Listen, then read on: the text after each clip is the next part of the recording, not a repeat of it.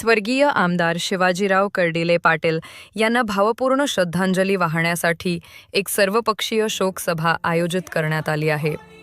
ही सभा गुरुवार दिनांक 30 ऑक्टोबर 2025 रोजी अहिल्यानगर येथील जिल्हा सहकारी बँक सभागृहात पार पडणार आहे. या शोकसभेचे आयोजन माजी खासदार डॉक्टर सुजय विखे पाटील यांनी केले असून ते म्हणाले की आमदार शिवाजीराव कर्डिले साहेब हे सर्वांसाठी प्रेरणास्थान होते. त्यांच्या कार्याची आणि योगदानाची आठवण सदैव हृदयात राहील.